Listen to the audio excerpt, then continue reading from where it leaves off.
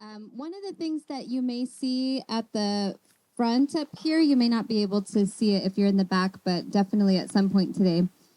We decided that what was the narrative that's often told over the last year is the events of October 7th, and then history seems to magically start on October 7th with Hamas's attack. But what we wanted to demonstrate and really emphasize reflection on as we mourn and we grieve the losses over the last year are the losses of Palestinians over the last 76 years. The history of Israel definitely doesn't begin in 1948, but as far as the genocidal operation of Israel, 1948 was a very important year. So I think I'm going to pass it to Mel if you want to walk through some of the significance of these dates. Thank you very much. And as we come into this space, being mindful of the long history of resistance that this current movement is a part of, it is acknowledging that initially in 1948, with what gets called al-Nakba, this catastrophe of bursting in as the British Mandate of Palestine was handed over to create a new nation with U.S. backing in the aftermath of World War II. Land that had been continuously inhabited by the Palestinians for generations upon generations was the way so much indigenous territory in spaces like this, through long histories of colonialism, was on paper given to a new state called Israel. Peoples were driven out of their homes, places where hospitality had been extended was betrayed, and homes that were Jews who had come from across Europe and had been met with welcome in the home of Arabs. Those people who had extended their hospitality, the Palestinians, were then put out of those homes. And this happening across a wide range of this land.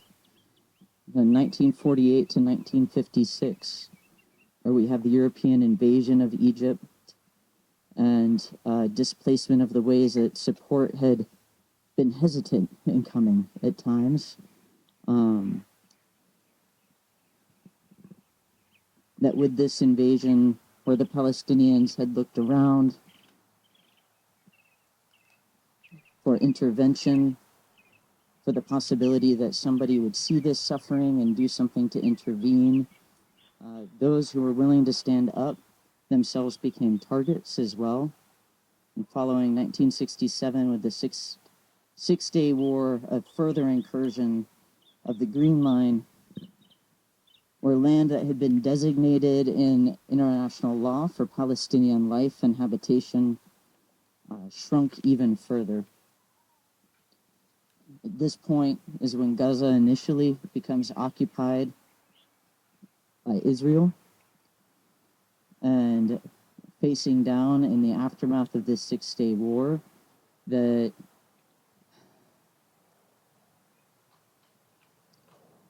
ongoing forms of resistance meeting up, and that cities that are throughout these territories, the occupying forces are loading civilians at times into the back of trucks and sending them over countrysides, over mountainsides. That this loss followed as Israel imposes severe restrictions to control over Gaza.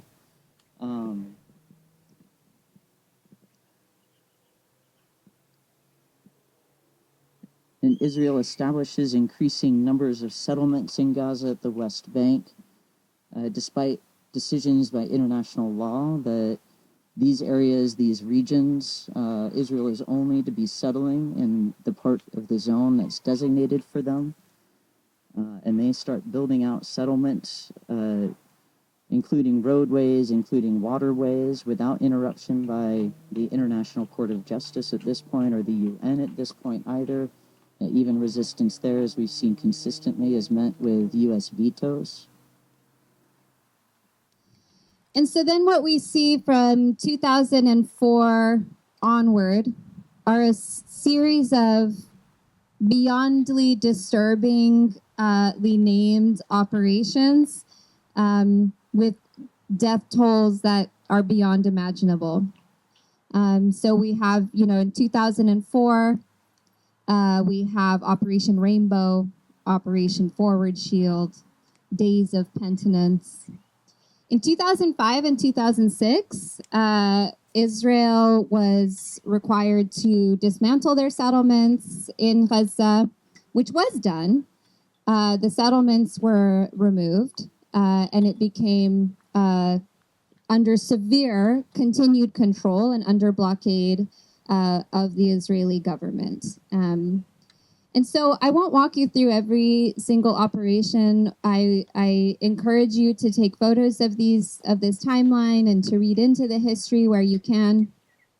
I think what we really wanted to emphasize is that history didn't start on October 7th. The history of Palestine existed long before the state of Israel, and the story of Palestinian resistance will continue long after the state of Israel. And here we are in 2024. Tomorrow will be 1 year since October 7th, 2023. And what we see is a much, I don't think any of us a year ago would have imagined that we would be here today, and let alone witnessing Israel's expansion of the genocide to Lebanon. So I think we bring this history with us as we grieve and we mourn, that just to make sure that we include the narrative of the many, many lives lost under the genocidal operation of the establishment of the state of Israel. So, first of all, thank you for gathering. Our intention with this event, as has been stated by all the previous members of SHAP who have come up to the mic, is to try and deal with the paradox that October 7th represents. In some ways an exceptional event because it's an acceleration of genocidal violence in Gaza. But in other ways it represents a continuity of ethnic cleansing, of occupation, of continued indifference on the part of the United States, the Israeli government, and large parts of the Israeli public to Palestinian life. And what we have to confront today is the racism that we are galvanized to care about Palestinian life because of Palestinian death. And so much of this history tells that story.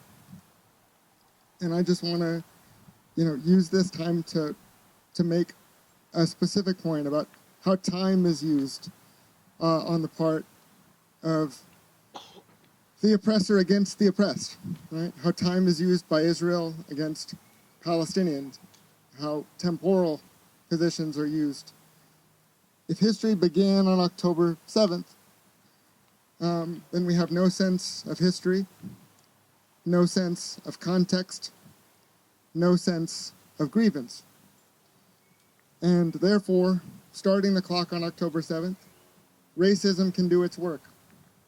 Right? One story is that peace was interrupted by terrorism. We're here to tell you that before October 7th was not peace. Right? Resistance to Israeli occupation is the only thing that registers as violence. And it's the temporal work of starting the timeline on October 7th that allows the world powers to set that up. And we're here to resist that by calling attention to these dates in a recognition that we must keep fighting. And so I'm going to introduce Susie to share more writing with us as we continue to sit with these thoughts and hold this long tradition of resistance in our minds. Thanks. I have two stories I'd like to share with you, written by writers currently living in Gaza who are part of the We Are Not Numbers group. We Are Not Numbers is a group of writers living in places in Palestine, but particularly in Gaza, who share and continue to share their stories of resistance, their stories of sorrow with people, despite the fact that they are currently being bombed and under assault. And these writers, many of them are very young, many of them are teenagers, work with mentors to tell their stories in an effort to send the message to the world. These are writers whose first language is Arabic, who are writing in English for the world to hear, to tell the message to the world that they are not just numbers. And so when you hear a number, 40,000 plus people who have been murdered by Israel, every single one of those people, every single one of those numbers is a person. And we have this timeline down here that helps us mark these moments in time on a conveniently linear scale. But I'd like and invite you to think about all the people that are not represented on this timeline, every person whose story you are not able to hear because their life has been taken from them. And so the two stories that I would like to read to you come from We Are Not Numbers. And the first one is written by a writer named Tala al-Banna, called Lamar, A Light Extinguished. In Rafah, in the Gaza Strip, 15-year-old Lamar Deeb had always seen something different than the world around her. The crumbling buildings and smoky skies, damaged schools and hospitals, orphans and displaced families. She saw a future where she could travel the world, meet new people and discover new places, put on a nurse's uniform, and bring healing to those in need wherever they were. But in Gaza, even the most radiant dreams can vanish in a heartbeat. Before October 7th, the Gaza Strip was a place where the ordinary could still bring joy despite the chaos and unstoppable violations to our human rights. Drones that we tried to forget about, aggressive voices in cozy, ordinary places, and the tension and fear forever buzzing in the air. Palestinian people in Gaza found beauty in simple ways, preparing for a family gathering, going on a school trip, hanging out with friends, purchasing new clothes in season, and sitting in a circle playing Dare or Honesty. Deprived of their basic rights, people felt obliged to celebrate in any way possible to forget their suffering.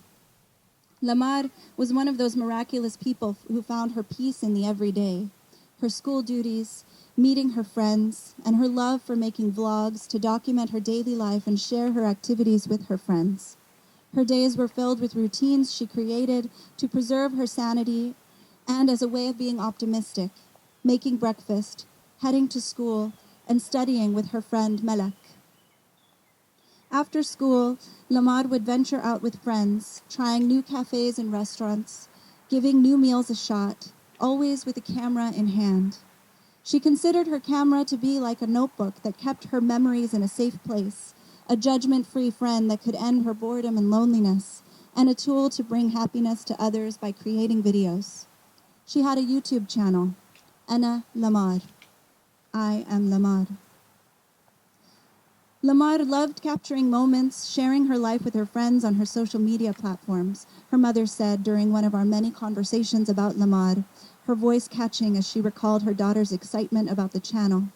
Her sister Lubna described Lamar as the kind of person who always found a reason to smile. She was really funny.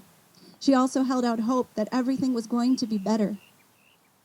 She dreamed of traveling the world, stepping out of this small spot, even though she was afraid of the dark and of being alone. The second Nakba, the catastrophe after October 7th, changed everything. Even the simplest joys that we Gazans sometimes took for granted became luxuries. Many of the Palestinians who were displaced in the Gaza Strip could not afford the rent for a dwelling,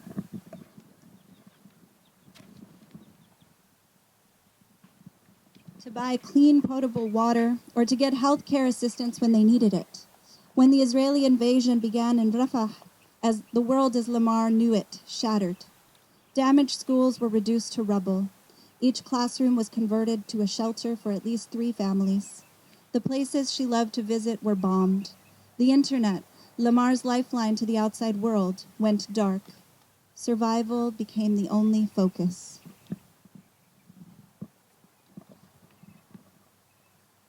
Lamar's home was once a sanctuary, a cozy place in which to rest after a long day. It contained a garden perfumed with the scent of lemons, a palm and olive trees, with a bench to sit on under their shade. It was a shelter for stray cats and had a passageway that offered children a place to ride their bikes.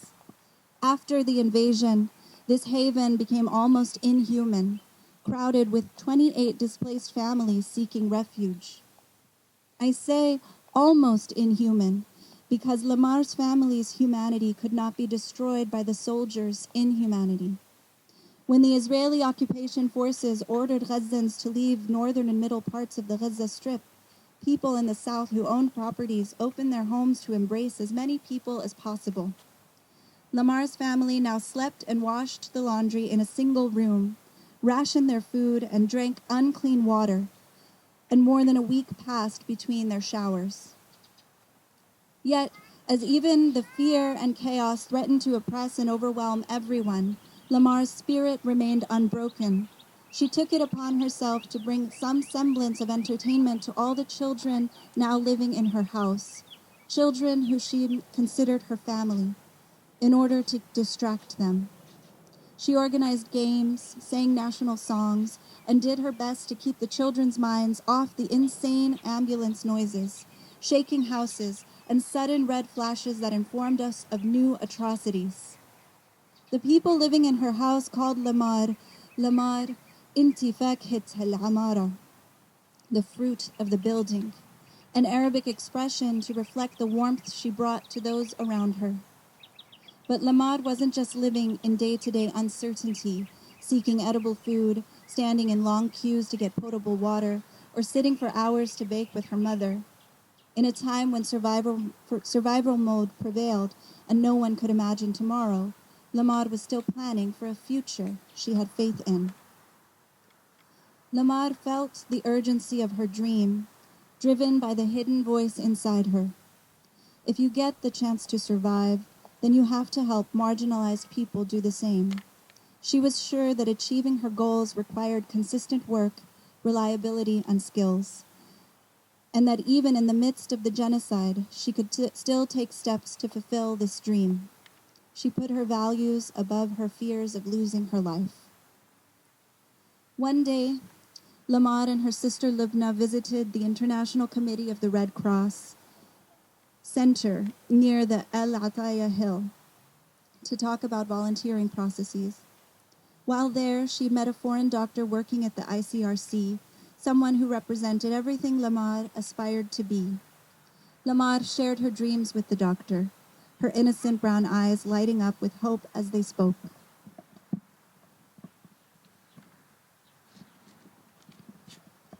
The next day, Lamar returned to the ICRC, not as a volunteer, but as a martyr. The white lab coat she longed to wear was a white burial shroud instead.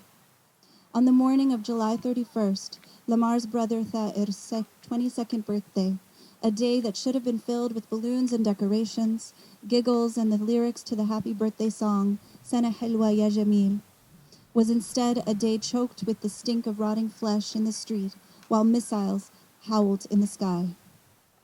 Flavorless green beans from a can, the only available food, took place of the cake. The family had been forced from their home and is now sheltering in a tent. Lamar's resonant voice was silent. The Israeli soldiers seemed to be celebrating, launching random missiles at El Ataya Hill. We were terribly horrified. We heard the echo of the fragments that hit the ground near our tent, Lamar's sister Lubna told me while tearing up. She remembered how helpless they were. The family huddled on the ground, praying that the thin fabric above them might somehow hold back the destruction. Of course, it could not. Israeli missiles tore through the thin fiber and exploded in the tent where Lamar's family was seeking refuge. Utter exhaustion had caused them to fall into a brief, uneasy sleep. They were ripped from sleep by Lamar's piercing scream. Baba. It was the last word she ever spoke. Lamar looked into my eyes, Lubna said, tears falling down her cheeks. I could see her pleading for help, but we couldn't save her. Lamar was killed that day, one among thousands of civilians who were desperately attacked in brutal, disproportionate war crimes. Each one of these thousands had a dream to pursue, a lover to find, and a story to tell.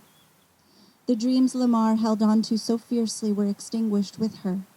The only light through a continuous hardship was buried beneath the rubble that became her final resting place.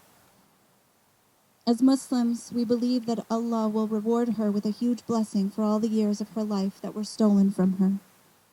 But as a person struggling to make sense of such loss, I wonder what Lamar did wrong to deserve this fate. Did she pay a price for daring to dream of a better future? Was her only crime the hope she carried, the dreams she nurtured despite the darkness around her? In a world where such aspirations are met with missiles, it's impossible to understand why dreaming of a better tomorrow should be a crime. Lamar's only fault was her unwavering belief in a future that now lies buried with her.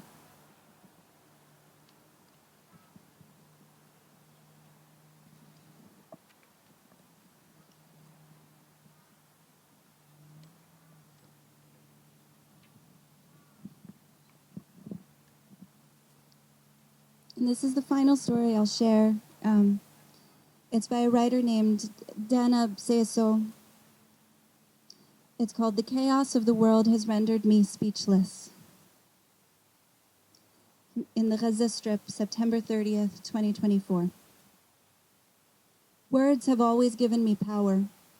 They've given me the strength to express myself the way I want. While people might be struck speechless and have nothing to say, I have always had something.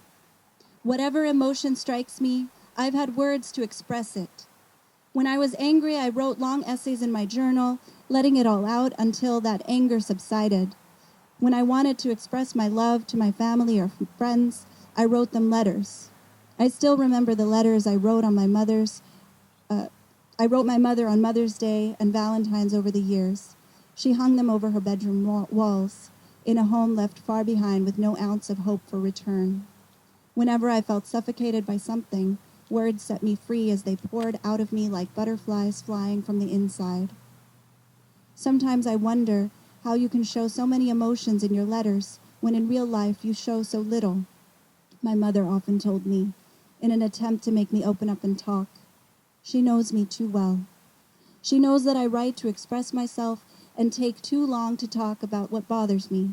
She knows I used to find solace in words, but lately I do not.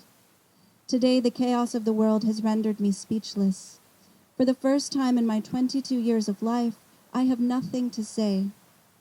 Do words really matter when your people are being slaughtered by the minute? What is their value when you wake up every morning to the loss of a friend or a family member? What are we writing for? For whom are we writing? Mohammed Helmi, aka Mido, a young Palestinian influencer, spent the days he lived in a tent educating people about the genocide in Gaza.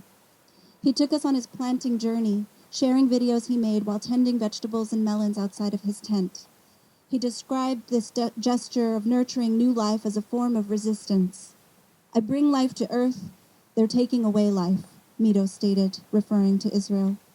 After surviving 325 days of the ongoing genocide, he was murdered by Israeli shrapnel to the head that had first put him in a coma. Hind al-Khudairi, a Palestinian journalist, has reported on the Israeli genocide in Gaza since its first day, despite knowing that journalists are targeted, and 170 of them have been murdered thus far. Hind was nominated for a Nobel Peace Prize. What Nobel Peace Prize when my people are being slaughtered? Hind asked on her social media accounts. Where is the peace when the death of Palestinians has not stopped? What peace when 40,000 Palestinians have been slaughtered for the past 325 days in Gaza? Today, words fail me.